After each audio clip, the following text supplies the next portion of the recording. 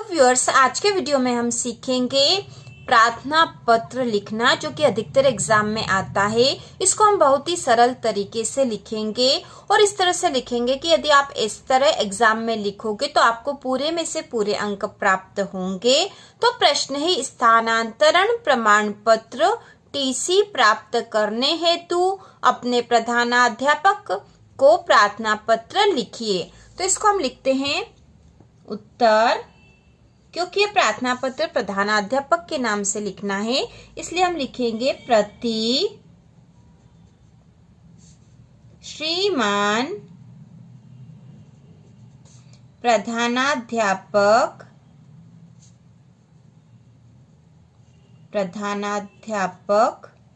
महोदय। और महोदय के नीचे वाली जो लाइन है, आपको आपके स्कूल का नाम लिखना है। तो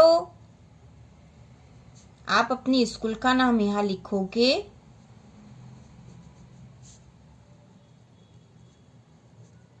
ठीक है, आपको यहाँ आपके स्कूल का नाम लिखना है। प्रति हमें यहाँ से लिखना है।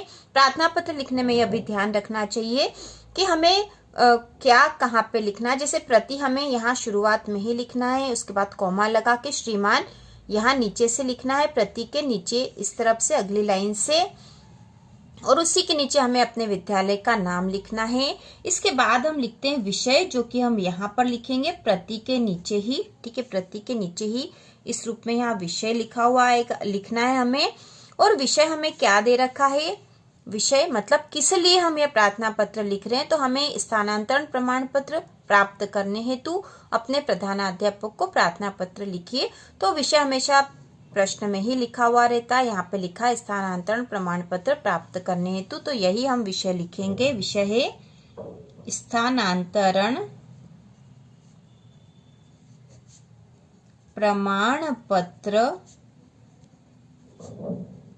प्राप्त करने हेतु।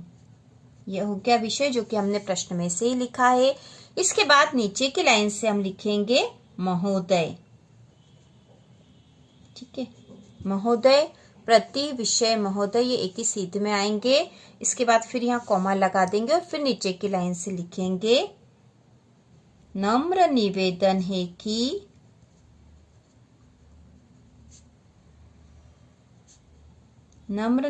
है कि मैं आपकी संस्था का कक्षा 8वीं का छात्र हूँ। तो यहाँ आपको कक्षा, जो भी आपकी कक्षा 8वीं या 9वीं जो भी है, वह आपको लिखना है। मेरे पिताजी का स्थानांतरण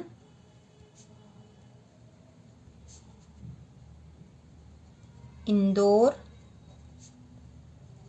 हो गया है। अब मैं आगे की पढ़ाई वहीं से करूँगा।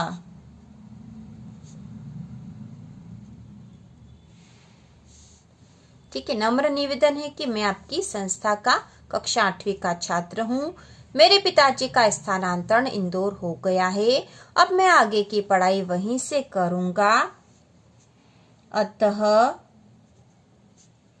कृपया मुझे शाला स्थानांतरण प्रमाण पत्र प्रदान करने की कृपा करें। ठीक है, तो यह हमने लिख लिया है। महोदय के बाद नम्र निवेदन है कि मैं आपकी संस्था का कक्षा 8वीं 9वीं 10वीं आप किसी भी कक्षा में यही प्रार्थना पत्र लिख सकते हो। स्थानांतरण प्रमाण पत्र का आए तो बिल्कुल सही है, पूरे अंक आपको प्राप्त होंगे। तो मैं आपकी संस्था की कक्षा 8वीं का छात्र हूँ। मेरे पिताजी का स्थानांतरण इंदौर हो गया है।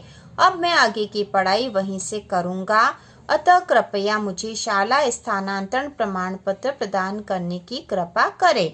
इसके नीचे हम यहाँ लिख देंगे धन्यवाद। फिर नीचे की लाइन पे हम लिख देंगे आपका आज्ञाकारी। उसके बाद यहाँ पर आता है नाम और यहाँ पर कक्षा। तो जो भी नाम और कक्षा आपको यहाँ लिखनी है, इस प्रकार से प्रार्थना पत्र लिखेंगे। बहुत ही आसान है, एक या दो बार आपको इसको पढ़ लोगे तो आपको याद रहेगा। इसके साथ ही स्थानांतरण प्रमाण पत्र का जो प्रश्न आता है एग्जाम में, कभी कभी यहाँ प्रधानाध्यापक के स्थान पर प्राचार्य लिखा हुआ आ जाता है। तो यदि प्राचार्य लिखा हुआ आए तो आपको भी यहाँ पर प्रधानाध्यापक के स्थान पर प्राचार्य लिखना है। बाकी जो प्रार्थना पत्र है वह इसी तरह का रहेगा। तो फिर से एक बार देख लेंगे। प्रति श्रीमान प्रधानाध्यापक महोदय, शासकीय विद्यालय भोपाल। तो यहाँ पे आपको अपनी स्कूल का नाम लिख देना है। फिर आ जाएगा विषय हमने प्रश्न में से देखकर ही लिखा है। स्थानांतरण प्रमाण पत्र प्राप्त करने हेतु, उसके बाद हमने लिखा महोदय, नम्र निवेदन है कि मैं आपकी संस्था का कक्षा 8वीं का छात्र हूँ। तो आप जिस भी कक्षा में हो उसको आपको वही कक्षा यहाँ लिखनी है। मेरे पिताजी का स्थानांतरण इंदौर हो गया है।